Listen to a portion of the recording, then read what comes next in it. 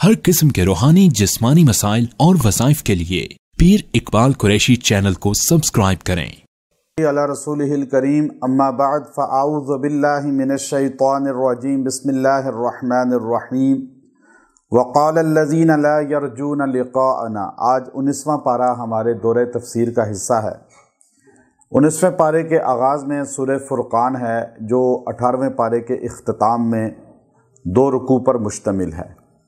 सूरह फुरक़ान, फुरक़ान तमीज़ और फ़र्क को कहते हैं। सूरह फुरक़ान का आगाज़ जो हुआ है वो अल्लाह रब्बुल इज़्ज़त ने कुरान हकीम की हक़ानियत से और इसकी शान को उजागर करते हुए किया। पहले बताया कि अल्लाह की ज़ात बड़ी बरकत वाली है। फिर अल्लाह ने सूरह फुरक़ान के अंदर ये तासीर रखी है कि सूरह फुरक़ान ये हक़ और बातिल को फ़र्क करती है, तमीज़ करती है, इसलिए इसको फ़ुरक़ान कहा जाता है। कुरान हकीम की एक सिफ़त है फ़ुरक़ान, यानी बातिल, दजल, फ़राड, धोखा, कुफ़र, शिरक, बिदअत, उसको और इस्लाम, तौहीद, रिसालत में फ़र्क करने वाली सूरत यानी सूरह फुरक़ान। कुरान को भी किताब फ़ुरक़ान कहा जाता है। किसी आदमी को अगर हक़ और बातिल में तमीज़ ना हो और वो शिरक और बिदअत की रसूमात और ज़िंदगी में मुब्तला हो और वो आदमी राह रास्त पे ना आ सकता हो और अपने आप को सही कहता हो या इस चीज़ में मुतज़लज़िल हो कि कौन सही है, तो वो सूरह फुरक़ान रोज़ पढ़ के दुआ करे या उसको पढ़ के पलाया जाए। अल्लाह उसको हदायत की तौफ़ीक़ देते हैं और समझ देते हैं सिरात मुस्तक़ीम की। आज इस माशरे के अंदर, हमारे इस दौर के अंदर ज़्यादा बड़ा तबका ऐसा है जो डामाडोल है कि सही कौन है, सही रास्ते पर कौन है, नाजी कौन है, जन्नत में जाने वाला कौन है, नबी और सहाबा के असल तरीक़े पर कौन है। अब ये सारे दावा करते हैं। तो सूरह फुरक़ान जो है ये अगर इंसान पढ़े तो इंसान को सही रास्ता खुद ब खुद मिल जाता है और इसको गामज़न अल्लाह उस रास्ते पे कर देगा और उसके लिए सहूलत फरहम करेगा। सूरह फुरक़ान पढ़ के इंसान पी भी सकता है, दुआ भी कर सकता है। अल्लाह ने इसकी पहली आयत के अंदर बड़ी तासीर रखी है। जो बंदा भटक चुका हो, अपने रास्ते से हट चुका हो और जो इस्लाम से मुतनफ़र हो चुका हो, कुरान और सुन्नत से बेजार हो चुका हो और दीन से हटदरम होकर दूर हो चुका हो और दीनी माहौल, दीनी अतवार से वो बिल्कुल भटक जाए और दीन इस्लाम के बागी ज़िंदगी गुजारनी शुरू कर दे, माँ बाप का बागी हो जाए या किसी भी रिश्ते का, तो चाहे मियाँ बीवी में कोई बागी हो जाए, मुतनफ़र हो जाए, भटक जाए, तो ये पहली आयत अगर पानी पे दम करके उसको 33 मरतबा पिला दी जाए, खिला दी जाए, जितने दिन भी पिला सकें, तो अल्लाह रब्बुल इज़्ज़त उसको हदायत दे देते हैं। बंदे को ख़ुद भी अगर ये सोचना हो कि मुझे कौन सा रास्ता सही है, उस रास्ते की तलब के लिए इंसान इस आयत को पढ़ के रात को 7 मरतबा दुआ करके सो जाए। ख्वाब में अल्लाह चंद दिन में उसको वाज़े कर देंगे कि उसकी कल्बी कैफियत या उस तरफ रुझान कर देंगे कि इंसान सही रास्ते पे, किस रास्ते पे चल सकता है। अल्लाह ने फरमाया तबारकल्लज़ी, बरकत है उस ज़ात की, बरकत वाली वो ज़ात है, नज़्ज़ल अल फ़ुरक़ान, जिसने फ़ुरक़ान को नाजिल किया। कुरान का एक नाम फ़ुरक़ान है। हज़रत उमर को फ़ारूक कहते हैं कि आप जो है बातिल और इस्लाम में फ़र्क करने वाले थे, यानी अल्लाह ने आपको ऐसी सिफ़त अता फरमाई थी। तो कुरान को भी फ़ुरक़ान कहते हैं। आप देखिए, कुरान भी सच और झूठ में तमीज़ करने वाला है। आपको पता चलेगा कि दोज़ख वाले कौन है, जन्नत वाले कौन है, नाकाम कौन है, कामयाब कौन है। तो इसलिए इसका नज़्ज़ल अल फ़ुरक़ान, जिसने नाजिल की फ़ुरक़ान अला अब्दिही, पता चला ये नबी अलैहिस्सलाम की ज़ात जो है ये अबद है, यानी बशर नहीं है, नूर नहीं है। सिफ़त बयान की अपने बंदे पर, यानी नबी अल्लाह का बेटा नहीं होता, अल्लाह की ज़ात का जुज़ नहीं होता। तो जो अक़ीदा नसरानियत है और यहूदियत है कि उज़ैर अल्लाह के बेटे हैं और नसारा का कि ईसा अल्लाह के बेटे हैं, उसकी धज्जियाँ उड़ा दी कि वो भी अल्लाह के बंदे हैं, कुल नबी अल्लाह के बंदे हैं और अल्लाह के साथ शरीक कोई नहीं है नबी। लियकूना लिल आलमीन नज़ीरा, और फरमाया कि इसलिए आपको कुरान दिया मेरे पैगम्बर کہ آپ عالمین کو ڈرائیں۔ یعنی پتہ چلا کہ قرآن بھی عالمی ہے اور نبی بھی عالمی ہیں۔ پہلے کوئی نبی عالمی نہیں تھا، حضور کو اللہ نے عالم کے لیے، پوری کائنات کے لیے نبی بنایا۔ یہ آپ کی صفت کو اللہ نے اس آیت کے اندر بیان کیا۔ اس آیت سے پتہ چلا ہمارے نبی عالمی ہیں اور انٹرنیشنل ہیں، اور آپ کے قرآن کو بھی اللہ نے انٹرنیشنل بنایا، اور پہلے نبی انٹرنیشنل نہیں تھے، ان کی نبوت آپ کو اللہ نے یہ صفت عطا فرمائی۔ اس کے بعد مشرکین مکہ کی وہ باتیں بیان کی کہ جو مشرکین مکہ یہ جملہ کہتے تھے جب قرآن نازل ہوا تو انہوں نے 3 قسم کے اشخاص وہاں پہ پیدا ہو گئے۔ پہلا شخص وہ تھا جو کہتے تھے کہ یہ محمد عربی صلی اللہ علیہ وسلم پر جو ہے قصے ہیں جو آپ نے خود گڑھے ہیں، اور آپ افتراء یعنی کہتے تھے یہ جو ہے نا یہ من گھڑت چیزیں ہیں، اور یہ ایسے ہی ادھر ادھر کی باتیں کر رہے ہیں، جنون ہے، جادو ہے، جنات ہے، اس طرح کی بات کرتے تھے۔ اور دوسرا وہ طبقہ تھا جو کہتا تھا اساطیر الاولین، یہ پہلوں کے قصے ہیں، یہ داستانیں ہیں جو قرآن بیان کرتا ہے، داستانوں کی کوئی حیثیت نہیں ہے۔ اور تیسرا وہ تھا جو کہتا تھا یہ سحر ہے، یہ جادو ہے، یہ جادو کے ذریعے جو ہے یہ باتیں آپ جو ہے بیان کرتے ہیں۔ اللہ نے ان تیروں کو یہاں پہ بیان کیا۔ اگلی آیت میں، چوتھی آیت میں فرمایا وقال الذین کفروا ان ھذا الا افک افترا، کہ کہتے ہیں جی یہ تو افک ہے، جھوٹی باتیں ہیں جو جھوٹ آپ نے خود بنائے ہیں اور آپ لکھ لکھ کر لوگوں کو بتا رہے ہیں قرآن کی شکل میں۔ دوسرا طبقہ وہ تھا وہ کہتا تھا وَأَعَانَهُ عَلَيْهِ قَوْمٌ آخَرُونَ، آپ کی معاون ہے اس میں ایک دوسری قوم یعنی یہودی اور نصرانی جو اپنی کتابوں سے قصے نکالتے ہیں اور آپ کو یوں پیش کرتے ہیں اور آپ ان کو جمع کر کے قرآن کی شکل میں لوگوں کو سناتے ہیں۔ اور پھر فرمایا وَقَالُوا أَسَاطِيرُ الْأَوَّلِينَ، یہ پچھلی زمانے کی قصے ہیں، یہ کہانیاں ہیں، یہ بس جو ہے آپ ایک ناول کی شکل میں سنا رہے ہیں، اور یہ تملا علیہ بکرتم و اصیلا، جو صبح و شام آپ کو لکھ لکھ کے دی جاتی ہیں اور آپ ان کو پڑھ پڑھ کے لوگوں کو سناتے ہیں۔ حالانکہ ان جاہلوں کو نہیں پتہ تھا کہ نبی علیہ السلام امی ہیں، نہ لکھ سکتے ہیں نہ پڑھ سکتے ہیں، لیکن اللہ نے ان کی باتوں کو بیان کیا اور ان کی تمام چیزوں کو بیان کیا۔ اور ایک جملہ انہوں نے کہا وَقَالُوا مَا لِهَذَا الرَّسُولِ يَأْكُلُ الطَّعَامَ، آپ کیسے رسول ہو سکتے ہیں کہ آپ تو کھانا کھاتے ہیں، وَيَمْشِي فِي الْأَسْوَاقِ، اور آپ یوں بازاروں میں پھرتے ہیں، لَوْلَا أُنزِلَ إِلَيْهِ مَلَكٌ، اللہ نے کوئی فرشتہ نازل کیوں نہیں کیا، فَيَكُونَ مَعَهُ نَذِيرًا، تاکہ وہ آپ کے ساتھ ہوتا اور ڈراتا لوگوں کو۔ اور فرمایا او یلقا الیہ کنز، یا آپ کے ساتھ کوئی خزانہ کیوں نہیں آیا، او تکون لہ جنہ، یا آپ کے ساتھ باغات کیوں نہیں ہیں، بڑے بڑے عالی شان باغات، یا کلوا منہا، تاکہ ہم وہاں سے کھاتے، پتہ چلتا کہ واقعی آپ نبی ہیں، ایک دسترخوان وسیع ہے اور اللہ نے مال و زر آپ کو دیا ہے۔ وقال الظالمون ان تتبعون الا رجلا مسحورا، اور ایک جملہ وہ کہتے تھے مکہ کے مشرک نبی علیہ السلام کے ماننے والوں کو، اکثر غریب طبقہ تھا شروع میں، ان تتبعون الا رجلا مسحورا، نہیں ان کی اتباع کرتے مگر وہ لوگ جو مسحور ہو جاتے ہیں یا کمتر ہیں یا جادو کے زمرے میں آ جاتے ہیں۔ تو اللہ رب العزت نے ان کی ساری باتوں کو بیان کرنے کے بعد اللہ نے ایک جملہ آگے، اب دیکھیے یہ ان کے اعتراضات چلتے رہیں گے سورہ فرقان کے اندر۔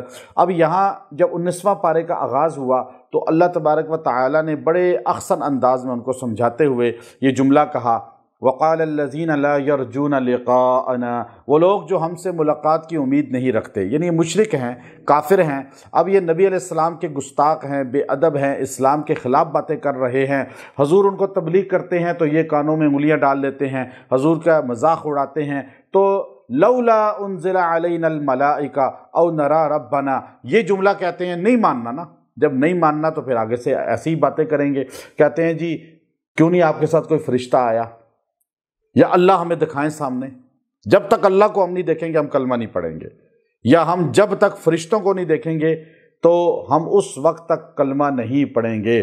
اللہ نے فرمایا یوم یرون الملائکہ، تم فرشتوں کو دیکھنا چاہتے ہو، تمہیں فرشتے نظر آ جائیں گے، لا بشرا یومئذ للمجرمین، لیکن یہ دوسری آیت سورہ جو ہے فرقان 19ویں پارے کی دوسری آیت، اللہ نے کہا تم فرشتے دیکھنا چاہتے ہو، تم چاہتے ہو کہ فرشتے نظر آئیں، آپ کے ساتھ فرشتے ہی نہیں پھرتے، اللہ کہتا فرشتے تمہیں نظر آئیں گے، تم سب کو نظر آئیں گے، لا بشرا یومئذ للمجرمین، اس دن مجرموں کے لیے کوئی خوشخبری کی بات نہیں ہوگی، وَيَقُولُونَ حِجْرًا مَحْجُورًا، بس اس دن تو تم اپنی تباہی دیکھو گے کہ تم جگہ تلاش کرو گے کہ ہمیں کوئی جگہ مل جائے ہم اپنی جان چھڑا لیں، یعنی تم فرشتے ملک الموت کے وقت دیکھ لو گے، یا موت جب آئے گی تمہیں، یا حشر سے اٹھو گے تو اس وقت تمہیں فرشتے نظر آئیں گے، تو اس وقت تم فرشتوں کو دیکھو گے عذاب کے لیے، تمہیں تکلیف دینے کے لیے، جب تمہیں گھسیٹنے کے لیے، جب تمہیں کھینچ کر دوزخ میں پھینکنے کے لیے لے جانے لگیں گے، تم فرشتے بھی دیکھ لو گے لیکن تمہیں کوئی ٹھکانہ نہیں ملے گا۔ یہ آیت نازل ہوئی اصل میں، اگلی آیت بھی اس میں ہے، اللہ نے فرمایا وَقَدِمْنَا إِلَى مَا عَمِلُوا مِنْ عَمَلٍ، تمہارے آگے کے سارے عمل ہمارے سامنے ہیں جو تم نے کیے ہیں، اور تم جتنے عمل کرو گے یہ اعمال ایسے ہیں جب تم جاؤ گے فَجَعَلْنَاهُ هَبَاءً مَنْثُورًا، یعنی وہ اعمال سارے کے سارے خاک کی طرح، جیسے ڈسٹ نہیں اڑتی، گرد، یہ گرد کی طرح اڑ جائیں گے، وزن ہی نہیں ہوگا ان کے اندر، گرد کی کوئی وزن نہیں ہوتا، تمہاری کسی نیکی کا کوئی وزن نہیں ہوگا، وہ نیکی ترازو میں تولی ہی نہیں جائے گی، اور تم ایسے اپنی نیکیاں دیکھو گے ہوا میں ایسے اڑ رہی ہے جیسے گرد اڑتی ہے۔ اب تمہیں اللہ تعالیٰ بتا رہے ہیں، آج کافر جو ہے کہتے ہیں جی کافر نے گنگا رام بنا دیا، کافر جتنے بھی ایسے فلائی کام کر لے اس کی نیکی دنیا میں اس کو صلہ مل جاتا ہے، روز محشر اس کو کسی نیکی کا اجر نہیں ملے گا۔ فَجَعَلْنَاهُ هَبَاءً مَنْثُورًا، وہ نیکیاں ہوا میں خاک کی طرح اڑا دی جائیں گی۔ ہاں دنیا میں ان کو صلہ مل جائے گا، چاہے کسی کافر مشرک مرتد نے، کسی بھی بندے نے کوئی رفائی کام کیا، کوئی ایسا مخلوق کی خدمت والا کام کیا، تو اس کو اس کا بدلہ دنیا میں اللہ دے دے گا، کہ اس کو دنیا میں اس کے بدلے میں مال دے دے گا، شہرت دے دے گا، مقام دے دے گا، کچھ دے دے گا، لیکن مرنے کے بعد صرف مومن کو فائدہ ملتا ہے اور کسی کو نہیں ملتا۔ اور پھر اللہ رب العزت نے جو ہے اس دن کا ذکر کیا، اس دن کا الملک، وہ بادشاہت کا دن ہے، یومئذ، بادشاہت اس دن، الحق للرحمن، اللہ کا حق ہے اس دن کی بادشاہت پر، آج بھی اللہ ہی ہے، لیکن اس دن تو کسی کی نہیں چلے گی، جب فرشتے 70,000 لگاموں کے ساتھ دوزخ کو کھینچ رہے ہوں گے اور دوزخ اپنے آپ کو چھڑا رہی ہوگی۔ ابن تنبیہ الغافلین کے اندر ابو اللہ سمرقندی رحمۃ اللہ علیہ نے لکھا کہ 70,000 اس کو لگامیں ہوں گی، اور فرشتے ایک لگام نہیں 70,000 لگامیں، یعنی اس کو نکیلیں ڈالی ہوں گی، رسیاں، بڑے بڑے رسے، زنجیریں، اور ایک ایک زنجیر کو 70 فرشتے پکڑے ہوں گے، اور 70,000 لگاموں کو، ہر زنجیر کو 70,000 فرشتے، تو 70,000 کے ساتھ اس کو آپ ضرب دیں نا ذرا۔ اب جہنم اتنی بڑی تعداد ایک فرشتے کی، فرمایا کہ اگر وہ پر کھول دے تو مشرق مغرب کو ڈھانپ لے، ایک فرشتہ پوری دنیا کو اٹھا سکتا ہے اور نیچے پٹک سکتا ہے، تو جہنم کتنی بڑی ہوگی۔ تو فرمایا اس وقت جہنم ان فرشتوں سے اپنے آپ کو چھڑا رہی ہوگی، تپش کی وجہ سے، شدت کی وجہ سے، اور فرشتوں کے کنٹرول میں نہیں ہوگی، فرشتے یوں کھینچیں گے وہ ادھر کھینچے گی، اور اس حالت کو دیکھ کر حضرت عیسیٰ علیہ السلام بھی کہیں گے یا اللہ میں اپنی ماں مریم کا سوال بھی نہیں کرتا، نفسی سے مجھے بخش دے۔ کوئی نبی کسی کا سوال نہیں کرے گا ما سوائے محمد عربی صلی اللہ علیہ وآلہ وصحبہ وسلم، ان کے علاوہ۔ اب اس دور کا، اس حشر کے میدان کا نقشہ اللہ کھینچتے ہوئے کہتا ہے وَكَانَ يَوْمًا عَلَى الْكَافِرِينَ عَسِيرًا، وہ دن کافروں پر بہت ہی سخت ہوگا، بہت عجیب حالت ہوگی۔ اور کیا حالت ہوگی؟ ایک چھوٹے سا نقشہ اللہ نے اس آیت میں کھینچا، وَيَوْمَ يَعَضُّ الظَّالِمُ عَلَى يَدَيْهِ، ظالم اپنے ہاتھ کاٹیں گے، کھا جائیں گے، انگلی کو یوں رکھیں گے نا دانت میں ظالم، اور یعض الظالم، کھا جائے گا ظالم، علی یدیہ، اپنے ہاتھ کو یوں، یہاں سے انگلی کھانا شروع کرے گا، پتہ ہی نہیں چلے گا، پورا بازو کھا جائے گا۔ یقول، اور ایک جملہ کہے گا کھاتے ہوئے حسرت کے ساتھ، یا لیتنی، یا لیتنی، کاش، ہائے افسوس، اتخذت مع الرسول سبیلا، میں نبی کے رستے پہ چل جاتا، میں رسول کے طریقے پہ آ جاتا۔ آج جو نبی کے طریقے سے ہٹے ہوئے ہیں، نبی کی سنت کو حقیر سمجھتے ہیں، سنت کو کوئی ویلیو نہیں دیتے، اس وقت کہے گا ظالم، ظالم کہا، کافر نہیں کہا، لفظ کیا بولا اللہ نے؟ دیکھیں قرآن کی وجہ تسمیہ دیکھیں، قرآن کے جو ہے الفاظ کے چناؤ کو دیکھیں۔ اللہ کہتا وَيَوْمَ يَعَضُّ الْكَافِرُ، کافر کہہ دیتا، مشرک کہہ دیتا، اللہ نے ظالم بولا، چونکہ ظالم سب سے بڑا کون ہے؟ ان الشرک لظلم عظیم، سب سے بڑا ظالم وہ ہے جو دنیا میں شرک کرتا ہے، اللہ کے غیر کے آگے جھکتا ہے، اللہ کے غیر سے مانگتا ہے، چاہے وہ مسلمان ہے یا کافر ہے، کوئی بھی ہے۔ اب وہ ظالم ہے، اور ظالم وہاں پہ دیکھے گا، ہاتھ کھا جائے گا اور کہے گا کاش میں نبی کے رستے پہ چلتا، رسول کے رستے پہ چلتا، میں ادھر ادھر چلتا رہا، لوگوں کے باتوں میں آتا رہا، گمراہی اختیار کر لی۔ یا ویلتا، ہائے افسوس، ہائے بربادی، یا ویلتا، ہائے بربادی، لیتنی کاش لم اتخذ، میں نے نہ بنایا ہوتا فلانا خلیلا، فلاں کو اپنا دوست۔ اب آپ جملے کو غور کریں، کیا کہے گا؟ کاش میں نے فلاں کو اپنا دوست نہ بنایا ہوتا۔ لقد اضلنی عن الذکر، اس نے مجھے گمراہ کیا یاد سے اللہ کی، بعد اذ جاءنی، کہ میرے پاس آ گئی تھی حقیقت، سارا رستہ، سارا حق میرے پاس آ گیا تھا۔ وَكَانَ الشَّيْطَانُ لِلْإِنسَانِ خَذُولًا، شیطان کا تو کام ہی یہی ہے۔ اب دیکھیے اپنے دوست، یہ سورہ جو ہے اس کے بعد اللہ نے اس کو پھر واقعات بیان کرنے شروع کر دیے انبیاء علیہ السلام کے، اور انبیاء کے واقعات کے ساتھ ساتھ جو ہے اللہ تبارک و تعالیٰ نے، آپ دیکھیے کہ ہمیں سمجھانے کے لیے توحیدی آیات نازل فرمائی ہیں، توحیدی آیات ہیں اس کے اندر، اور ان کے بعد اللہ تبارک و تعالیٰ جو ہے جو ہمیں سمجھانا چاہتے ہیں وہ مومن کس کو کہتے ہیں۔ چلو یہ تو دوستی مومن کے ساتھ کرنی چاہیے، مومن کون ہوگا؟ اب مومن کی کوئی نشانی تو ہونی چاہیے نا، مومن کی نشانیاں، پورا رکوع اللہ نے نازل فرمایا، پورا رکوع اللہ رب العزت نازل فرما رہے ہیں۔ وہ مومن کی نشانیاں آپ دیکھیے آیت نمبر 63 کے بعد، 63 سے آغاز ہو جاتا ہے۔ پہلے اللہ نے توحید کی بات فرمائی، اس کے بعد اللہ رب العزت نے فرمایا کہ وَعِبَادُ الرحمن، اللہ کے بندے کون سے ہیں؟ رحمان کے بندے۔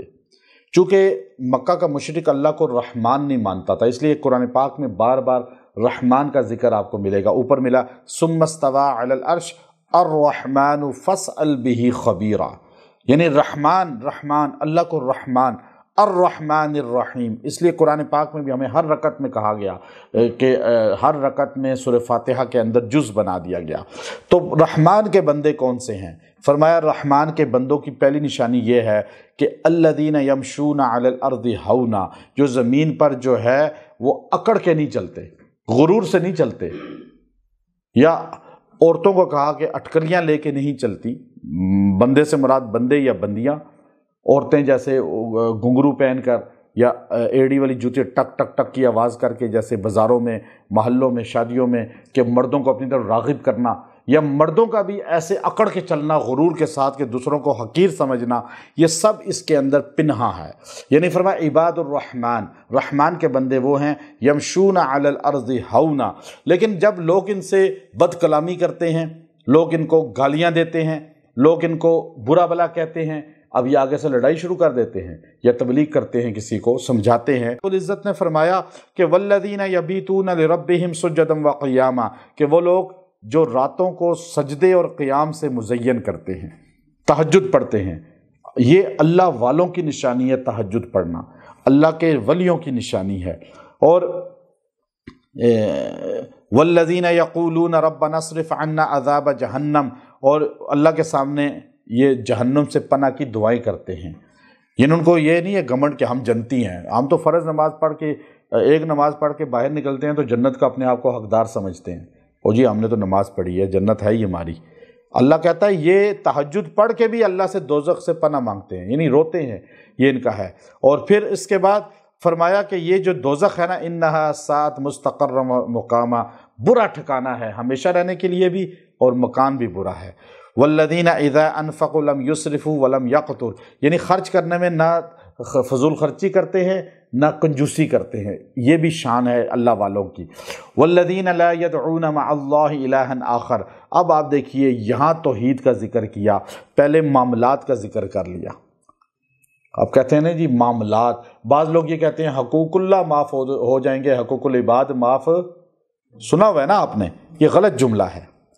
حقوق اللہ کو اللہ بعد میں بیان کر رہا ہے نا، پہلے حقوق العباد کا ذکر کر رہا ہے کہ عباد الرحمن یمشون علی الارض، اللہ کے بندے وہ ہیں جو تکبر نہیں کرتے۔ یہ تعلق اللہ سے ہے یا بندوں سے ہے؟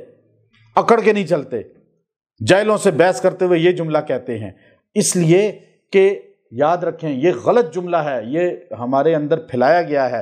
حقوق اللہ اللہ معاف کر دے گا، حقوق العباد معاف، اس لیے آپ نماز بے شک نہ پڑھیں لیکن کسی کے ساتھ ظلم زیادتی نہ کریں۔ اب لوگوں نے نماز ہی چھوڑ دی۔ اب یہ بڑے بڑے ہمارے جو M N A M P اور یہ حکمران طبقہ ہے نا، یہ وزراء، یہ اس بات کو بڑا دلائل کے طور پہ پیش کرتے ہیں اس جملے کو، غلط جملے کو، کہ نماز پڑھتے نہیں اور کہتے ہیں جی ہم تو حقوق العباد کے کام میں لگے ہوئے ہیں، جو ڈنڈی مار رہے ہیں، جو مہنگائی کر رہے ہیں، جو سارے کام کر رہے ہیں۔ یہ شیطان نے اتنا بڑا دھوکہ دیا ہے کہ یاد رکھیں دنیا میں کس کے لیے کہا گیا کہ اللہ تعالیٰ اس کو کبھی معاف نہیں کرے گا، دوزخ اس کا مقدر ہے، جنت میں کبھی داخل نہیں ہو سکے گا، وہ مشرک کے لیے کہا گیا۔ ان اللہ لا یغفر ان یشرک بہ ویغفر ما دون ذلک لمن یشاء۔ اللہ کس کو معاف نہیں کرے گا؟ یہ حقوق اللہ ہے یا حقوق العباد ہے؟ حقوق اللہ ہے نا۔ شرک کرنے والے کو اللہ کبھی معاف نہیں کرے گا۔ پتہ چلا کہ دنیا میں بھی اللہ حقوق اللہ کبھی معاف نہیں کرے گا۔ پھر قبر میں سب سے پہلے سوال کون سا ہوگا؟ من، پھر حضور کے بارے میں، پھر من نبیو کا، ما دینو کا۔ یہ تینوں سوال حقوق اللہ ہیں یا حقوق العباد ہیں؟ حقوق اللہ ہے نا۔ اور حشر میں سب سے پہلے کس چیز کا حساب ہوگا؟ نماز کا، ہے نا۔ یہ نماز حقوق اللہ ہے یا حقوق العباد ہے؟ جس کی نماز ٹھیک ہوئی اس کا باقی اعمال بھی ٹھیک ہوں گے، جس کی نماز پوری نہ ہوئی وہ پکڑ میں آ جائے گا۔ پتہ چلا دنیا میں سب سے پہلے سوال حقوق اللہ کا، قبر میں سب سے پہلے سوال، اور اٹھنے کے بعد قبر سے سب سے پہلے سوال۔ تو حقوق اللہ معاف نہیں ہوں گے، حقوق العباد کا تو بعد میں ہے۔ حقوق العباد میں پکڑ ہے، بہت سخت ہے معاملات کی، لیکن اصل جملے کو میں سمجھانا مقصود ہے، عقیدہ ٹھیک ہونا چاہیے۔ پتہ چلا عقیدہ، جو لوگ نہیں پکارتے اللہ کے ساتھ کسی اور کو، ولا یقتلون النفس، اور کسی کو قتل نہیں کرتے، اور پھر ولا یزنون، زنا نہیں کرتے، اور اس کے بعد فرمایا الا من تاب وآمن وعمل صالحا، اور جو لوگ یہ سارے گناہ کر بیٹھتے ہیں جو پہلے ذکر ہوئے، لیکن پھر ان کو سمجھ آتی ہے کہ میں نے بہت بڑے گناہ کیے، میں نے بڑی جو ہے نا گناہ کیے ہیں، تو اس لیے اب وہ توبہ کرنی شروع کرتے ہیں۔ لیکن اکثر ہمارا طبقہ سوچتا ہے توبہ کریں گے تو اب کیا فائدہ، اب تو 100 چوہے کھا کے بلی حج کو چلی، یہ محاورہ چل پڑا نا، یہ تو جھوٹا محاورہ ہے۔ 100 قتل کر کے بھی بندہ آیا تو اللہ نے اس کو معاف کیا، بخاری کا واقعہ ہے۔ اب اصل بات کیا ہے کہ توبہ کرنا، جس نے توبہ کی، صحابی آئے یا رسول اللہ گناہ ہو جائے، کہا توبہ کرو، گناہ ہو جائے پھر توبہ کرو، کہا پھر گناہ ہو جائے توبہ کرو۔ تیسری بار جب اس نے کہا تو آپ علیہ السلام نے اس کی چھاتی پہ ہاتھ مارا کہ تو توبہ کرتے کرتے تھک جائے گا، اللہ معاف کرتے کرتے نہیں تھکے گا۔ تو اس لیے یہاں یہ جملہ دیا۔ اور توبہ سے کیا ہوتا ہے؟ ہمیں خوشخبری سنائی، یبدل اللہ سیئاتہم حسنات، اللہ تمہارے گناہوں کو نیکیوں میں تبدیل کر دیتا ہے۔ توبہ سے گناہ مٹتے نہیں ہیں بلکہ نیکیوں میں تبدیل۔ ایک دن مولانا طارق جمیل صاحب اسلام آباد، بہت پرانی بات ہے 1994-95 کی، ایک گھر میں تھے تو ہم بھی وہاں پر موجود تھا، میں بھی، تو وہاں وہ لیٹے ہوئے تھے، تو نعیم بٹ صاحب ہیں جو آج کل بھی بولتے ہیں، اداکار تھے کسی زمانے میں، اللہ نے تبلیغ کی وجہ سے ہدایت دے دی، تو وہ بیٹھے ہوئے تھے، تو انہوں نے کہا کہ مولانا صاحب آپ کی نیکیوں سے میری نیکیاں زیادہ ہیں، آپ کی نیکیوں سے میری نیکیاں زیادہ ہیں۔ تو مولانا طارق جمیل صاحب لیٹے ہوئے تھے تو اٹھ کے بیٹھ گئے، بھائی یہ دعویٰ کیسے کر رہے ہو؟ بہت بڑی بات ہے نا، یہ کوئی بندہ کہے کہ میری نیکیاں آپ سے زیادہ ہیں، اور ایک بندہ جو لاکھوں لوگوں میں بیان کرتا ہے، لاکھوں لوگ اس کے عقیدت مند ہیں۔ تو اس وقت بھی حضرت کے بیان میں 25-25 30-30 ہزار بندہ عام ہوتا تھا، 95-94 کی بات کر رہا ہوں، ہم نے آنکھوں سے دیکھا۔ جو لوگ مخالفین ہیں، حاسدین ہیں، آج ان کے اوپر اعتراض کرنے والے، یہ پیدا ہی نہیں ہوئے تھے اس وقت، اور آج بڑے علامہ بنتے ہیں، اور انہوں نے کبھی 2 بندوں کو ہدایت پہ نہیں لایا بلکہ یہ مسلمانوں میں تفرقہ ہی ڈالا ہے۔ اور آج اس بندے پر میں نے اس دن بھی حضرت سے کہا، جب ابھی ہماری سرینا ہوٹل میں ملاقات ہوئی، میں نے کہا جی آپ نے تو فجر، مغرب اور عشاء، ظہر، عصر دن میں 10 بیان کیے ہیں، آج اس لیے درد سر کہنے لگے ایسا ہی ہے۔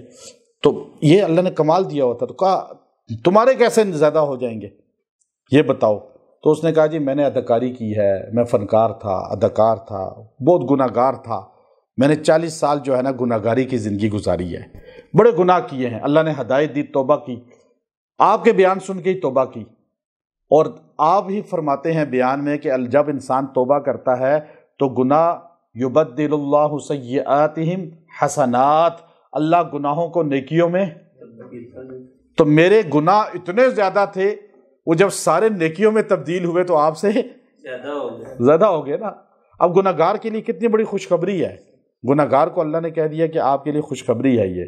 تو آگے فرمایا والذین لا یشہدون الزور، اور یہ اللہ کے وہ نیک لوگ ہیں، نیک لوگوں کی نشانیاں۔ ہر بندہ پگڑی داڑھی یا عورت کا برقع نیکی کی نشانی نہیں ہے، یہ اسلام کا شعار ہے، نیک ان کو کہا جاتا ہے۔ والذین لا یشہدون الزور، اللہ کے بندے وہ ہیں جو زور، جھوٹی جگہوں پہ حاضر نہیں ہوتے، گندی جگہوں پہ، گناہ والی جگہوں پہ، فسق و فجور والی جگہوں پہ نہیں جاتے۔ کہیں میلہ لگا ہو، کہیں جو ہے بدعت رسومات، اور کہیں جلوس اور یہ تمام فسق و فجور کی محافل ہوں، شادیوں کی، مہندی کی محفل ہو یا ڈانس کی محفل ہو، شراب، اس کو امام مالک نے کہا شراب کی محفل ہو، اس سے مراد یہ ہے زور سے۔ امام زہری نے کہا کہ جو موسیقی کی محفل ہو، گانے بجانے کی، اور اسی طرح امام ابو یوسف رحمۃ اللہ علیہ نے فرمایا لا یشہدون الزور، یعنی جہاں بھی فسق و فجور کی بات ہوتی ہو، جہاں وہاں نہ حاضر نہیں ہوتے، تو یہ وہاں نہیں بیٹھتے، وہاں نہیں جاتے۔ وَإِذَا مَرُّوا بِاللَّغْوِ مَرُّوا كِرَامًا، لیکن جب وہاں سے گزرتے ہیں، کبھی گزر ہو جائے، کہیں کسی شادی میں بلا لیے جائیں کہ جی شادی میں آپ نے آنا ہے، وہاں جو ڈانس ہو رہا ہے، وہاں تو گانا بج رہا ہے، وہاں تو ننگی عورتیں پھر رہی ہیں، اب یہ وہاں پہ بیٹھا رہے گا، ذکر کرتا رہے گا، تو یہ مومن نہیں ہے، یہ بیٹھنا بھی مومن نہیں ہے۔ اب ایک بندہ گیا ایک جگہ، وہاں فسق و فجور کی محفل ہے، عیاشی کی محفل ہے، یا وہاں شراب پی جا رہی ہے، یا وہاں پہ ڈانس ہو رہے ہیں، گانے، موسیقی پارٹی ہے، یا کسی، اب جی بڑے بڑے لوگ تھے میں سائڈ پہ بیٹھ گیا، نہیں، بیٹھنا نہیں ہے، بلکہ کیا کرنا ہے، مرو کراما، وہاں سے کرامہ، بزرگی کے ساتھ نکل جانا ہے۔ عبداللہ ابن مسعود رضی اللہ تعالیٰ ایک جگہ سے گزرے تو وہاں پہ گانا بج رہا تھا، تو آپ وہاں سے خاموشی سے نکل گئے تیزی کے ساتھ، حضور کو خبر دی، نبی کریم علیہ السلام نے فرمایا عبداللہ ابن مسعود کرامہ بن گئے، یعنی بزرگی کے ساتھ نکل گئے۔ اب یہ طریقہ ہے، وہاں بیٹھنا نہیں جانا کہ بیٹھ کے وہاں پہ استغفر اللہ استغفر، گانا بھی دیکھ رہا ہے۔ ہمارے اکثر جو لوگ ہیں نا، یہ ہم نے دیکھا، ہمارے کچھ، میں نام نہیں لیتا شہروں کے، کہ وہاں پہ وہ ٹی وی میں وہ اکثر وہ ڈانس بھی دیکھ رہے ہوتے ہیں اور ساتھ تسبیح بھی پڑھ رہے ہوتے ہیں، اکثر ہمارے دینی لوگ بھی اس طرح، تو استغفر اللہ استغفر، یہ چیز نہیں ہے، مرو کرامہ۔ نیٹ پہ بھی کوئی چیز ایسے آ جاتی ہے یا ٹی وی پہ آ جاتی ہے تو اس سے فوراً گزر جانا، یہ نہیں کہ اس کو دیکھتے رہنا، مرو کرامہ۔ آپ بیان سننے کے لیے انٹرنیٹ یوز کر رہے ہیں، لیکن وہاں بیچ میں فلم آ گئی، کوئی غلط چیز آ گئی، تو آپ مرو کرامہ، یعنی وہاں سے بزرگی کے ساتھ گزر جائیں، کہ اس چیز پہ توجہ نہ ڈالیں زیادہ۔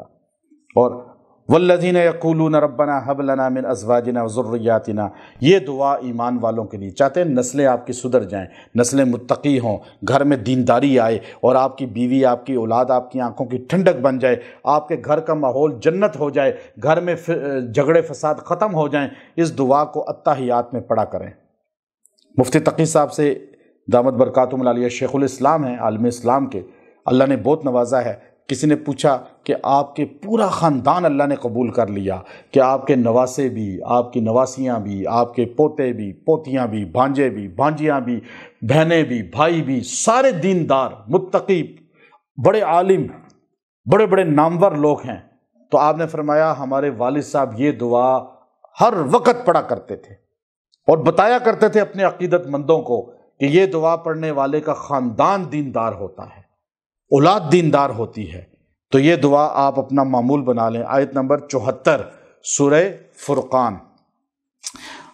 یہ ساری باتیں کرنے کے بعد اللہ رب العزت نے ایک بات کر دی، بس بات سمجھا دی، سمندر کو کوزے میں بند کر دیا۔ اس سورت کی آخری آیت ہے۔ اللہ نے کیا کہا؟ قل، میرے پیغمبر آپ کہہ دیں تاکہ ان کو یقین آ جائے، نبی کی زبان سے کہلوایا، ما یعبأ بکم ربی، تمہاری اللہ کو کوئی ضرورت نہیں ہے۔ ما یعبأ، فرمایا ما یعبأ بکم، تمہاری ہے ہی نہیں اللہ کو ضرورت، لولا دعاؤکم، اگر تم اللہ کو نہیں پکارتے، اللہ کی توحید پہ یقین نہیں رکھتے، اگر اللہ کی وحدانیت پہ تمہارا یقین نہیں ہے، اور اللہ کی ذات پر تمہارا عقیدہ مضبوط نہیں ہے، تم اللہ کے ساتھ کسی اور کو شریک بناتے ہو اور کسی اور کے آگے جھکتے ہو، کسی اور کی نظر و نیاز دیتے ہو، اور پھر ادھر نماز بھی پڑھتے ہو، ذکر بھی کرتے ہو، تمہاری کوئی ضرورت نہیں ہے اللہ کو، فقد کذبتم، تم جھوٹے ہو، یقیناً یہ جھٹلانے والے ہیں۔ اللہ نے کہا فسوف یکون لزاما، پتہ چل جائے گا تمہیں۔ اللہ نے گویا کہ ایک سورہ جو ہے شعراء، سورہ شعراء، یہ 3 صورتیں ہیں جو قرآن پاک کی 3 صورتوں کی طرح ان کی ایک فضیلت ہے کہ یہ متصل ہیں، نازل بھی متصل ہوئی ہیں۔ سورہ فرقان، سورہ شعراء اور سورہ قصص یہ یکجا نازل ہوئی ہیں، تھوڑی تھوڑی اس طرح تسلسل کے ساتھ۔ سورہ شعراء کے اندر چونکہ شاعری ایک ذوق ہے نا، اور ہر زمانے میں رہا ہے، اس کا ذکر ہے کہ شعراء اکثر بٹکے ہوئے ہوتے ہیں، غالی ہوتے ہیں، لیکن کون سے شعراء وہ اس میں آخر میں اللہ نے بیان کیا ہے، میں بتاؤں گا اس کا۔ شروع میں اللہ رب العزت نے حضرت موسیٰ علیہ السلام کا واقعات کو شروع کیا۔ موسیٰ علیہ السلام کا واقعہ مفصل مدلل بتایا ہے، وہ آگے سورہ قصص میں دوبارہ آئے گا، میں انشاءاللہ اس میں دوبارہ اس کو بیان کروں گا۔ یہاں ہم ان آیات کو آپ ترجمے میں دیکھیں، موسیٰ علیہ السلام کا واقعہ بار بار اللہ قرآن میں بیان کرتے ہیں۔ یہاں بھی اللہ رب العزت نے موسیٰ علیہ السلام جب فرعون کے دربار میں گئے، جو اصل بات یہاں ایک ہمارے مقصد کی ہے جو آگے نہیں آئے گی، وہ میں بتانا چاہتا ہوں۔ جب فرعون کے دربار میں گئے تو آپ نے اپنے رب کا تعارف کرایا۔ اس نے کہا میں تمہیں پالا ہے، میں تمہارا رب ہوں۔ موسیٰ، فرعون نے کہا نا، اور بات بھی ٹھیک کی، پالنے والے کو رب کہتے ہیں، اور اس کے گھر میں پلے تھے آپ نے کہا نہیں، تو اگر رب ہے نا مجازی، میں رب العالمین کی بات کر رہا ہوں جو پوری کائنات کا رب ہے۔ اس نے کہا یہ رب کیا ہوتا ہے؟ اب آپ نے رب کا تعارف کرایا جو ہے نا، الحمدللہ رب العالمین۔ اب رب کا تعارف اللہ نے یہاں پر کرایا، تو اس کو آپ نے یہاں اس آیت کے اندر بیان کیا کہ آیت نمبر 23 آپ دیکھیے، قال فرعون وما رب العالمین۔ فرعون نے کہا یہ رب العالمین کیا ہوتا ہے؟ کا رب السماوات والارض وما بینہما، یہ زمین و آسمان اور اس کے درمیان کا پالنے والا ہے، ان کنتم موقنین، لیکن تجھے یقین ہو تو سمجھ آئے نا۔ اور قال لمن حولہ الا تستمعون قال ربکم ورب آبائکم الاولین، تیرا بھی اور تیرے پچھلے ساروں کا رب ہے وہ۔ اور پھر آپ نے رب المشرقی والمغربی وما بینہما، اور یہ ساری باتیں کی، اس کو رب کا تعارف کرایا۔ اس پر اس نے آپ کو انکار کیا، اور آپ نے اس پر اپنا معجزہ دکھایا، پھر اس نے جادوگروں کو بلایا، وہ پورا واقعہ پہلے بھی گزر گیا، آگے قصص میں پھر آ جائے گا۔ کا تعارف موسیٰ علیہ السلام نے کرایا اور رب کی پوری شان کو بیان کیا۔ اس کے بعد آپ دیکھیے کہ حضرت ابراہیم علیہ السلام کا قصہ شروع ہو گیا۔ موسیٰ علیہ السلام کے بعد ابراہیم علیہ السلام کے قصے کو بڑی ایک خاص یہاں اہمیت حاصل ہے کہ 2 چیزیں یہاں آپ کو پہلے موسیٰ علیہ السلام کی بتا دوں جو یہاں پر ہے، کہ موسیٰ علیہ السلام کے ایک صحابی ہیں اور ایک محمد عربی علیہ السلام کے صحابی ہیں۔ یہاں آیت نمبر آپ دیکھیے کہ 62، موسیٰ علیہ السلام اپنے حواریوں کے ساتھ جب پانی کے کنارے پہنچے، اور اللہ رب العزت نے فرمایا ایک ٹیلے پر کہ آپ یہاں پہ اپنی قوم سے کہیں کہ میں اردن میں اس ٹیلے پہ کھڑا ہوا۔ اس جگہ ہم نے دیکھا کہ جب سامنے یوں بیت المقدس نظر آ رہا تھا، مسجد جو اقصیٰ ہے وہ نظر آ رہی تھی، تو اس جگہ کھڑے ہو کے آپ نے یہ جملہ کہا کہ یہ سامنے یروشلم ہے، تم میرے ساتھ چلو، اللہ نے حکم دیا ہے، صرف چلنا تمہارا کام ہے، دروازے کھلتے چلے جائیں گے، لڑائی کی ضرورت ہی نہیں پیش آئے گی، اللہ فتح تمہیں دے گا۔ خوشخبری کتنی بڑی ہے۔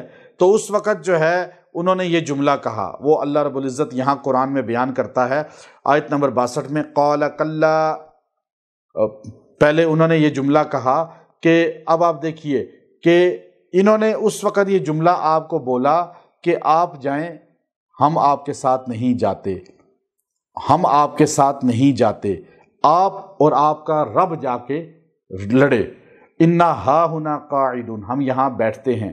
اس کے جواب میں موسیٰ علیہ السلام نے جب دریا سے باہر نکلے اس وقت بھی یہ جملہ کہا، اور وہاں بھی یہ جملہ کہا کہ ان معی ربی سیہدین، اپنے ساتھ ان کو شامل نہیں کیا بلکہ صرف اپنی ذات کا یہاں تذکرہ کیا، گویا کہ اللہ کی مدد صرف حضرت موسیٰ علیہ السلام کے ساتھ تھی، ان کے حواریوں کے ساتھ اس لیے نہیں تھی کہ وہ حضرت موسیٰ علیہ السلام کے فرما بردار نہیں تھے۔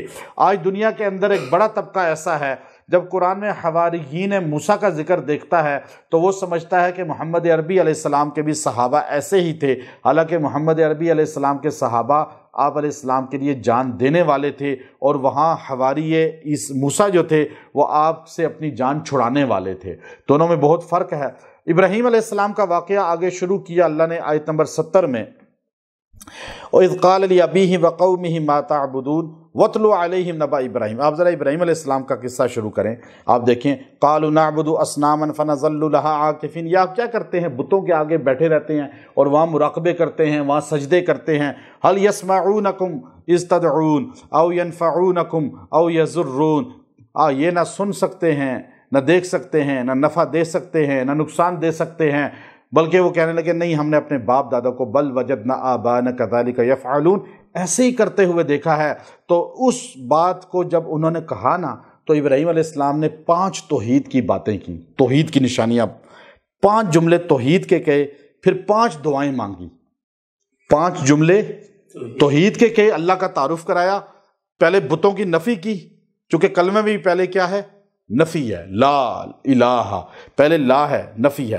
جب آپ نے 5 اللہ کی تعارف کی باتیں کی، توحید کی، اس کے بعد 5 دعائیں کی، علماء نے لکھا جو 5 یہ آیتیں پڑھ کے اللہ کی توحید کی، اس کے بعد وہ 5 آیتیں دعا کی پڑھے گا، وہی چیزیں جو حضرت ابراہیم کو ملی اللہ اس کو بھی عطا کرے گا۔ اب یہ بڑی خاص ہے، یہ آپ نے کبھی نہیں سنی ہوگی، میں ایسی چیزیں نکالتا ہوں۔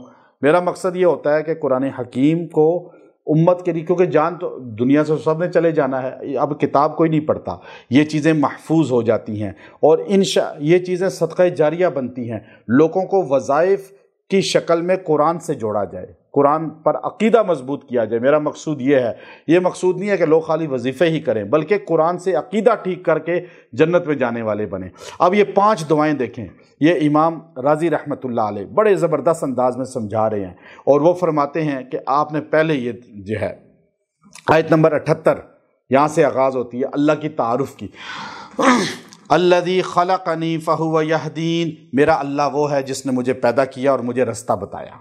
کائنات میں واحد مسلمان، واحد توحیدی ابراہیم تھے، اس وقت کوئی مسلمان نہیں تھا، تو آپ نے کیا کہا؟ میرا اللہ وہ ہے جس نے مجھے پیدا کیا اور مجھے رستہ بتایا۔ والذی هو یطعمنی ویسقین، میرا اللہ وہ ہے جو مجھے کھلاتا بھی ہے اور پلاتا بھی ہے۔ وَإِذَا مَرِضْتُ فَهُوَ يَشْفِينِ، میرا اللہ وہ ہے جب میں بیمار ہو جاتا ہوں مجھے شفا دیتا ہے۔ وَالَّذِي يُمِيتُنِي، میرا ہی اللہ ہے نا جس نے مجھے موت دینی ہے، ثُمَّ يُحْيِينِ، پھر مجھے اٹھائے گا بھی، زندگی بھی اس کے ہاتھ میں ہے، موت بھی اس کے ہاتھ میں ہے۔ اب یہ جب آپ نے 5 اللہ کے تعارف کرائے نا، اس کے بعد دعا شروع کر دی۔ اب دعا کیا کی؟ 82 نمبر آیت میں دعا ہے، وَالَّذِي اطمع ان یغفر لی خطیئتی یوم الدین، اے اللہ تو مجھے معاف کر دینا میری غلطیاں قیامت تک، جتنی بھی غلطیاں ہیں۔ ربی حب لی حکما والحقنی بالصالحین، اے اللہ تم مجھے دے دے حکم، یعنی ایک مرتبہ، اور مجھے عطا فرما صلحا، یعنی صلحا تک میرا ذکر چلے، اور صلحا میں شامل کرنا، یعنی نیک لوگوں میں شمولیت ہو جائے میری۔ وَاجْعَلْ لِي لِسَانَ صِدْقٍ فِي الْآخِرِينَ، اور میرا تذکرہ بعد والوں میں بھی عام فرما دے، بعد والے جو ہے وہ میری سچائی، میرا ذکر، میرا تذکرہ کریں۔ اس آیت میں یہ دعا کی ابراہیم علیہ السلام نے، جو یہ دعا کرے گا اس کو اللہ تعالیٰ بعد والوں کے لیے بھی نشان صدقہ جاریہ بنا دے گا، اس کا ذکر بعد میں بھی، مرنے کے بعد بھی زندہ ہوگا۔ اور آج ابراہیم علیہ السلام کو گئے ہوئے 4000 سال ہو گئے ہیں، آج دنیا کے اندر 7 ارب انسان ہیں، ان میں عیسائی اگر 3 ارب ہیں، 4 ارب ہیں، 4 ارب عیسائی ہیں، تو ان میں سے 2-2.5 ارب جو ہے وہ دنیا میں 2 ارب کے قریب جو ہے مسلمان ہیں، اور باقی یہودی تھوڑے ہیں، مجوسی تھوڑے ہیں، بدھسٹ تھوڑے ہیں، باقی ہیں یہ ہندو، یہ جتنے بھی ہیں، یہ چھوڑ کے آپ اگر دنیا کے نصف سے زیادہ کو دیکھیں نا آبادی کو، اس وقت دنیا میں کم از کم جو ہے 6 ارب انسان ابراہیم علیہ السلام کو اپنا کہتے ہیں، ما کان ابراہیم یہودیم ولا نصرانیم ولکن کان حنیفم مسلمہ۔ یہودی کہتے ہیں ابراہیم ہمارے ہیں، عیسائی کہتے ہیں ابراہیم ہمارے ہیں، مسلمان کہتے ہیں ابراہیم، گویا کہ ذکر تو بلند ہو گیا نا۔ اب یہاں کہا کہ اگر کوئی آدمی اپنا ذکر یعنی اپنی نمود و نمائش چاہتا ہے، کیا یہ جائز ہے؟ ابن عربی رحمۃ اللہ علیہ نے اپنی کتاب کے اندر لکھا کہ 3 وجہوں سے جائز ہے۔ ایک اس لیے کہ اپنے آپ کو اوپن کرتا ہے، لوگوں کے سامنے شو کرتا ہے کہ میرا جو ہے لوگوں سے تعلق ہو، لوگ میرے قریب آئیں، میرے قریب آ کر لوگوں کا عقیدہ ٹھیک ہو، لوگ اللہ کے ساتھ جڑیں، گمراہی سے بچیں، تو یہ جائز ہے۔ دوسرا یہ کہ اس لیے لوگ اپنے آپ کو شو کرتا ہے کہ لوگ جو ہے وہ لوگوں کے ساتھ تعلق اس لیے جوڑتا ہے، اپنی ایڈورٹائزمنٹ اس لیے کرتا ہے کہ لوگ جو ہے وہ اس کی وجہ سے ایک عقیدہ پختہ پر آ جائیں، سمجھ میں آ جائیں۔ اور تیسرا، رستہ صحیح گناہ والا تلاش نہیں کرتا، بلکہ قرآن و سنت والے کے رستے کے ذریعے یہ کام کرتا ہے۔ تو پھر یہ دعا ابراہیم علیہ السلام نے کیا تو یہ بندہ بھی کر سکتا ہے۔ یہ بندہ بھی جو ہے اپنے لیے کہ میرا ذکر بلند ہو، میرا تذکرہ عام ہو، مجھے لوگ زیادہ جانیں، زیادہ پہچانیں۔ اب یہ لوگ، ہر بندے کی خواہش ہوتی ہے، یہ تو فطری کمزوری ہے، میں بڑے بڑے لوگ اس کے اندر شامل ہیں، اس آیت سے تسلی ملتی ہے۔ اور ابن عربی رحمۃ اللہ علیہ نے اس کو بڑا کھولا ہے تصوف کے انداز میں، تو میں اس کو وقت نہیں، ورنہ میں پورا مفصل بتاتا۔ تو اس لیے ایک تو اس میں یہ پتہ چلا، وَجَعَلْنِي مِن وَرَثَةِ جَنَّةِ النَّعِيمِ، مجھے جنت کا مالک بنا دے، جنت جو ہے نعیم کا، وَاغْفِرْ لِي أَبِي، میرے ابو کی مغفرت کر دے۔ لیکن بعد میں آیت اتری مَا كَانَ لِنَبِيٍّ کہ نبی کے لیے یہ زیب نہیں ہے کہ وہ استغفار کرے مشرکوں کے لیے۔ وَلَا تُخْزِنِي يَوْمَ يُبْعَثُونَ، مجھے دوبارہ اٹھنے والے دن میں غم نہ دینا اللہ، یعنی حشر کی رسوائی سے بچانا۔ اب یہ 5 دعائیں اللہ قبول کرے گا، 5 آیتیں پہلی پڑھ کر آپ یہ 5 دعائیں پڑھ لیں، ان کا ترجمہ یاد کر لیں، آپ اللہ کے ہاں ان نعمتوں کو پانے والے بن جائیں گے۔ قیامت کے دن کوئی چیز کام نہیں آئے گی، یوم لا ینفع مال ولا بنون، نہ مال کام آئے گا نہ اولاد کام آئے گی، الا من اتى اللہ بقلب سلیم، مگر دل صحیح سالم ایمان والا وہ کام آئے گا، اور وہی انسان کو فائدہ پہنچے گا جو ایمان اور عقیدہ اس کا مضبوط ہے، ورنہ وہ آدمی بھٹک جائے گا، وہاں جہنم واصل ہو جائے گا۔ آگے اللہ نے اس پر نبیوں کے واقعات شروع کیا، اب میں وہ نہیں بتاتا، پہلے حضرت نوح کا واقعہ وہ آپ سن چکے ہیں، اس میں پورا دوبارہ اسی کو مختلف انداز میں بیان کیا۔ اس کے بعد حضرت نوح علیہ السلام کے بعد قوم عاد کا واقعہ وہ بھی گزر چکا، وہ بھی اس انداز میں بیان کیا۔ پھر اس کے بعد قوم سمود کا واقعہ وہ بھی اللہ نے اگلے رکوع کے اندر بیان کیا، جو آپ صالح علیہ السلام کا واقعہ سن چکے ہیں پہلے، اور وہ ہمارا حصہ ہو چکا ہے۔ قوم لوط کی بربادی کی وجہ بتائی، پوری میں آپ کو پہلے بتا چکا ہوں، وہ اللہ نے بیان کیا۔ قوم مدین کس طرح تجارت میں ڈنڈی مارتی تھی، اللہ نے اس کو عذاب عطاب کا شکار کیا، وہ بھی ہمارا گزر چکا۔ اس کے بعد اللہ تبارک و تعالی نے وَإِنَّهُ 192 آیت وَإِنَّهُ لَتَنزِيلُ رَبِّ الْعَالَمِينَ، یہ جو اتارا گیا ہے نا قرآن، یہ کس کی طرف سے ہے؟ رب العالمین کی طرف سے۔ نزل بہ الروح الامین، یہ لے کر آیا ہے روح کون ہے روح الامین؟ جبرائیل علیہ السلام۔ یعنی پتہ یہ چلا کہ قرآن کوئی کچے ہاتھوں سے نہیں آیا، قرآن کہاں سے آیا؟ مضبوط ذات سے۔ قرآن کتنی بار نازل ہوا ہے؟ اب یہ بات آپ کو میں بتا دوں، قرآن ایک بار نازل نہیں ہوا، قرآن 2 بار نازل نہیں ہوا۔ قرآن پہلی بار نازل ہوا، اللہ نے اس کو محفوظ کیا لوح محفوظ میں۔ کہاں محفوظ کیا؟ پھر دوسری بار اس کو نازل کیا لیلۃ القدر میں، آسمان دنیا پر، دوسری مرتبہ آسمان دنیا پر، تیسری مرتبہ یہ تدریجاً زمین پر اترا اور قلب محمد صلی اللہ علیہ وسلم پہ اترا۔ اب میں ایک بات آپ کو بتاؤں، میں ایک بہت بڑے ادارے میں طلباء کے سامنے بیان کیا، بڑے علماء بیٹھے تھے، یہ میں نے اپنی تھوڑی سی تحقیق ریسرچ بتائی کہ کوئی وظیفہ، لوگ یہ کہتے ہیں جلالی ہوتا ہے، جمالی ہوتے ہیں، قرآنی آیتیں کچھ جمالی ہیں کچھ جلالی ہیں، کہتے ہیں اتنے نہیں پڑھنی چاہیے، جلال ہوتا ہے، یہ کہیں نقصان نہ دے دیں، عورتیں مرد اس وہم میں پڑے ہوئے ہیں۔ میری اپنی الحمدللہ یہ تحقیق مضبوط ہے کہ قرآن کی کوئی آیت، کوئی وظیفہ جلالی نہیں ہے، گرم نہیں ہے، نقصان دہ نہیں ہے، چاہے آپ جتنا ہی پڑھیں۔ قرآن حکیم جمالی ہے، جمال ہے، ٹھنڈا ہے، بلکہ آگ پہ پانی ڈالنے والا ہے، آگ لگانے والا نہیں ہے۔ کیوں؟ اللہ کہتا ہے لو انزلنا ھذا القرآن علی جبل، اگر یہ پہاڑوں پہ اترتا، پہاڑوں پہ قرآن اترتا، ہم پہاڑوں پہ نازل کرتے تو خشیت سے پہاڑ ریزہ ریزہ ہو جاتے۔ یہ بات کہتے ہیں جی جلالی ہے، پہاڑوں پہ اترتا تو پہاڑ ٹوٹ جاتے۔ ماؤنٹ ایورسٹ، K2، یہ سارے پہاڑ، ہمالیہ کے جو ہے یہ پہاڑی، یہ کیا ہوتی ہے؟ اللہ کہتے ہیں ریزہ ریزہ۔ لیکن کہا پھر تم وظیفے کرتے ہو تو اس لیے تمہارا دماغ چکرا گیا۔ بعض عورتیں مرد کہتے ہیں جی زیادہ پڑھا نہ کریں، پاگل ہو جائیں گے۔ یہ غلط استدلال ہے۔ اللہ نے یہ جملہ کہا ہے تب کے لیے کہ قرآن اگر پہاڑوں پہ اترتا تو پہاڑ ریزہ ریزہ ہو جاتے۔ اگر یہ آسمان دنیا سے ڈائریکٹ کتاب کی شکل میں تورات انجیل کی طرح نازل ہوتا، پھر تو یہ پہاڑ پہ اگر اترتا تو پہاڑ کوئی طور اس کو تھام ہی نہ سکتا۔ اس نے تو تورات کو تھام لیا، کوئی طور نہیں تھام سکتا تھا۔ موسیٰ علیہ السلام نے تختیاں پکڑ لیں، کوئی انسان اس کو پکڑ ہی نہ سکتا، اتنا گرم ہوتا، ہیٹر کی طرح، بجلی کی طرح کرنٹ مارتا۔ لیکن اس کو اللہ نے اس کی جلال کو ٹھنڈا کرنے کے لیے، اس کو جمال میں منتقل کرنے کے لیے آسمان دنیا سے قلب محمد پہ اتارا، نبی کریم علیہ السلام کے دل پہ اتارا۔ قرآن اترا، علی کہتے ہیں کہ حضور پر جب قرآن نازل ہوتا تو ایسے آوازیں آتی جیسے شہد کی مکھیوں کی آواز ہے، تو ہم متوجہ ہو جاتے تھے اب قرآن آ رہا ہے۔ اب آپ علیہ السلام کے قلب پہ اتارا اور قلب محمد نے اس کی ساری ہیٹ کو، جلالیت کو، اس کے جلال کو اپنے اندر سما لیا، اور پھر یہ زبان نبوت سے جمال بن کے نازل ہوا اور اس کا ظہور ہوا۔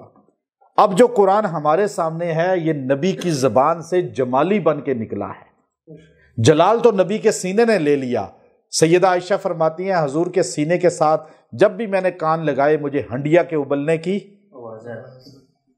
کیونکہ جلال لے لیا، اور نبی کا سینہ ہی لے سکتا تھا، امتی نہیں لے سکتا تھا۔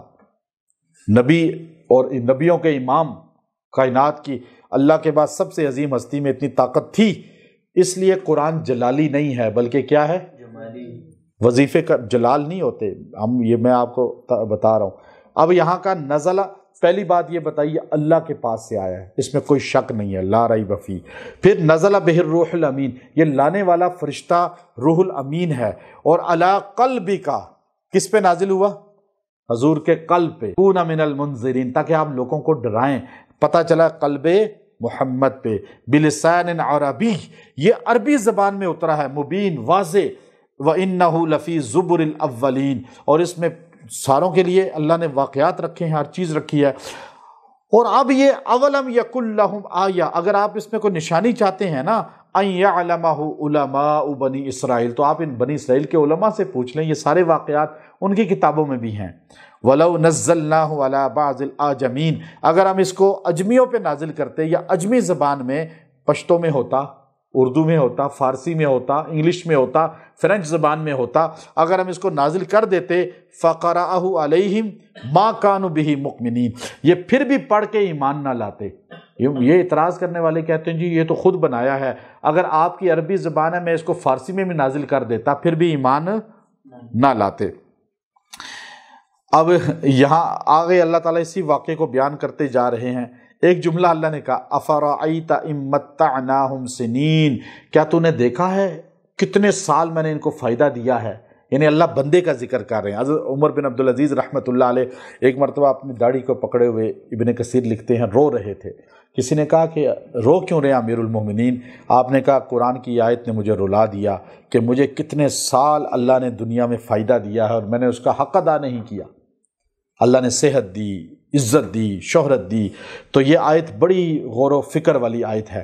یہ ساری آیات کو بیان کرنے کے بعد اللہ نے آگے اب بیان کیا، اب یہ جنات، شیاطین، یہ غیب کی خبریں کیسے دے دیتے ہیں جادوگر، نجومی، پومسٹ، عامل، یہاں اس کا ذکر شروع کیا۔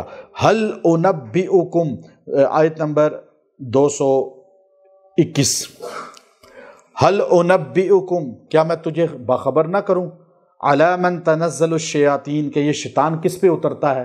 یعنی جنات شیطانی جو کرتے ہیں، دھوکہ دیتے ہیں، جھوٹ بولتے ہیں، یہ دعویٰ کرتے ہیں ہم غیب کی خبر بتا سکتے ہیں، سب کچھ بتا سکتے ہیں، یہ کس پہ نازل ہوتا ہے؟ تنزل علی کل افاک اثیم، یہ ہر اس بندے پہ اترتے ہیں جو بدبخت، جھوٹا اور گناہ گار ہے، جھوٹ بولتا ہے، گناہ کرتا ہے، یعنی ان کو راضی کرتا ہے فسق و فجور کے ذریعے، وہ اس سے اپنے مرضی کے کام لیتے ہیں اور یہ ان سے اپنی مرضی کے کام لیتا ہے۔ توحید سے آری ہے، سنت سے آری ہے، یلقون سمع و اکثرهم کاذبون، وہ اس کے سن کر جو ہے اس کے ڈالتے ہیں کانوں میں اور زیادہ تر جھوٹ ہوتا ہے۔ یعنی غیب کی خبریں کیسے بتاتے ہیں؟ یہ اوپر جاتے تھے، سن کر نیچے آ کے کہنوں کو بتاتے تھے، پھر ان پہ دمدار ستارہ پھینکا گیا، شہاب ثاقب۔ نبی علیہ الصلوۃ کی ولادت سے پہلے، نبوت سے پہلے یہ جنات اوپر چلے جاتے تھے آسمان تک، آسمان تک نہیں، آسمان سے نیچے تک، تو فرشتے نیچے اترتے تھے، آپس میں مذاکرہ کرتے تھے اللہ کے فیصلوں کا، تو یہ وہاں سن لیتے تھے، یہ وہاں سے نیچے آ کے کچھ باتیں ان میں سے فرشتوں کے مذاکرے کی، جیسے ہم آپس میں بیٹھے ہیں تو میں جو باتیں کروں تو تھوڑی دیر بعد آپ مذاکرہ کریں گے، جیسے مدارس میں مذاکرہ ہوتا ہے۔ اب اس طرح مذاکرہ فرشتے کرتے کہ اللہ نے کیا کہا، چونکہ اللہ جب حکم دیتا ہے تو فرشتے خوف سے بالکل اتنے ہو جاتے ہیں، پھر جب اللہ کا حکم اور روب ہٹتا ہے تو پھر یہ دوبارہ پوچھتے ہیں اللہ نے کیا کہا، کچھ ایک بتاتا ہے، کچھ دوسرا بتاتا ہے، تو وہ فیصلہ پھر زمین پر نافذ ہوتا ہے۔ وہ جب مذاکرہ کر رہے ہوتے ہیں نا آسمان پر، تو اس وقت یہ ستاروں کے پاس پہنچ کے جنات سن لیتے تھے کچھ باتیں، نیچے آ کے کہنوں کے دلوں میں ڈالتے تھے، کہن پھر کچھ باتیں ملا جلا کر جب بیان کرتا تو کچھ بات ٹھیک ہو جاتی اور کچھ غلط ہوتی، تو کہتے جی بڑی پہنچی ہوئی سرکار ہیں۔ کسی نے کہا یہ پھر کیسے غیب کی خبریں دیتے ہیں؟ جب ایک مشرک سے کہا، جو بڑا کاہن تھا، جادوگر تھا، اسے کہا کہ تو 3-4 پتھر گنے، اس نے ایک اللہ والے کی بتا رہا ہوں، اسے پتھر گنے کنکر چھوٹے چھوٹے 11 ہیں، اس نے یوں ہاتھ بند کیا، اس کے پاس گیا نجومی کے پاس، کہنے لگا بتاؤ اس میں کتنے ہیں؟ اس نے کہا 11، آنکھیں بند کر کے کہا۔ یہ بندہ دہل گیا کہ یہ اس نے تو بتا دیا ہے۔ پھر یہ اپنے مرشد کے پاس گیا، کہنے لگا حضرت بتائیں کہ اس نے تو صحیح بتا دیا، کہا تو نے گنے تھے؟ کہا جی میں نے گنے تھے۔ کہا تو نے غلطی کی، خطا کی، اب ایسے کر، یوں پتھر اٹھا چھوٹے چھوٹے گنے بغیر، یوں پکڑ، اور اب اس کے پاس جا کر کہہ کہ بتاؤ کتنے ہیں؟ اس نے یوں اٹھائے چھوٹے چھوٹے کنکر اور اس کے پاس جا کے بتاؤ اس میں کتنے ہیں؟ وہ آنکھیں بند کرے پھر کھولے، بند کرے پھر کھولے، اس نے کہا پتہ نہیں چل رہا کتنے ہیں، تو اس نے کھولے، اس نے کہا یہ ہیں، اتنے ہیں۔ تو اپنے مرشد سے کہنے لگا حضرت یہ کیسے ہوا؟ کہا جب تو گن رہا تھا نا تو تیرے ساتھ ایک جن پیدا ہوتا ہے پیدائشی، ہر بندے کے ساتھ ایک جن پیدائشی پیدا ہوتا ہے۔ حضور نے فرمایا میرا واحد ہے جو مسلمان ہو چکا ہے، باقی ساروں کا کافر ہوتا ہے، جو ان کو گمراہی کی طرف لاتا ہے، وسوسے ڈالتا ہے۔ تو اس نے بھی تیرے ساتھ گن لیے، اور جب تو اس کے پاس گیا تو تیرے جن نے اس کے جن کو بتا دیا اور اس نے تجھے خبر دے دی۔ جب تو نے نہیں گنے، تیرے جن کو بھی نہیں پتا چلا، تو اس کو بھی خبر نہیں۔ اور یہ بات ہے، اب غیب کی خبریں دینے والا کہتے ہیں جی کوئی کرامت دکھائیں، کوئی شعبدہ دکھائیں، یوں تویز گرے آپ کے ہاتھ سے، اور یہ سارے کرتب ہیں، یہاں رکھتے ہیں، ادھر سے گراتے ہیں۔ میں آپ کو تو میں نے سارے سیکھے ہیں، میں نے تو اس لیے کہ ایک ذوق کے درجے میں نا، لیکن سب سے بڑا جو کارنامہ ہے وہ اتباع سنت ہے، قرآن ہے۔ یہ شعبدے دیکھ کر کسی سے متاثر نہ ہوں، یہ شعبدے، میں نے ابھی آپ کو کہ اندر کی بات بتائی، اور بہت سی ایسی کہانیاں ہیں میں آپ کو بتاؤں۔ اللہ نے آگے کہا وَالشُّعَرَاءُ يَتَّبِعُهُمُ الْغَاوُونَ، یہ شاعر لوگ جو ہے نا یہ اکثر بھٹکے ہوئے ہوتے ہیں۔ آگے عبداللہ ابن رواحہ بڑے شاعر تھے، حسان ابن ثابت بڑے شاعر تھے، مدینے کے حضور کے شاعر تھے یہ۔ تو شیخ سعدی بھی شاعر تھے نا، شیخ سعدی نے شعر لکھا، شیخ سعدی کے شعر ہیں جو آپ نے شعر لکھے، بلغ العلا بکمالہ کشف الدجا بجمالہ حسنت جمیع خصالہ۔ اب یہاں تک شعر لکھ دیا، اب آگے جملہ نہیں بن رہا، اب کا کیسے وزن ہو برابر، کیسے لکھوں، کرتے کرتے کرتے کرتے رات ہو گئی، سو گئے۔ اب یہ سوچتے سوچتے سوئے، خواب میں نبی کریم کی زیارت ہوئی، آپ نے فرمایا سعدی پریشان کیوں ہو؟ کہ یا رسول اللہ آپ کی شان میں نے قصیدہ لکھا، جملہ پورا نہیں ہو رہا۔ کہا کیا لکھا ہے؟ پڑھو۔ آپ نے کہا بلغ العلا بکمالہ کشف الدجا بجمالہ حسنت جمیع خصالہ۔ اللہ کے رسول نے کہا یہ کیوں نہیں کہتے صلو علیہ وآلہ، آل کا، اہل بیت کا؟ تو اب یہ اشعار حسان بن ثابت وَأَجْمَلَ مِنْكَ لَمْ تَرَ قَطُّ عَيْنِي وَأَكْمَلَ مِنْكَ لَمْ تَلِدِ النِّسَاءُ، ان کے اشعار موجود ہیں۔ اسی طرح بڑے بڑے لوگ، عورتیں، ایک عورت پڑھ رہی ہے، ایک عورت کا خامند چلا گیا جہاد میں، حضرت عمر رضی اللہ تعالیٰ کے زمانے میں، حضرت عمر رات کو گشت کر رہے، حیات الصحابہ میں مولانا یوسف رحمۃ اللہ نے لکھا، تو وہ عورت جو ہے رات کو تہجد گزار عورت، نیک عورت تھی، لیکن چونکہ خامند کو 6 ماہ سے زیادہ عرصہ ہو گیا تھا، سال ہونے کے قریب تھا، تو جدائی تھی، اب اس کو یاد آ رہی تھی، اب وہ گناہوں سے ہی بچنے والی تھی، لیکن ساتھ وہ صبر کیسے کرے؟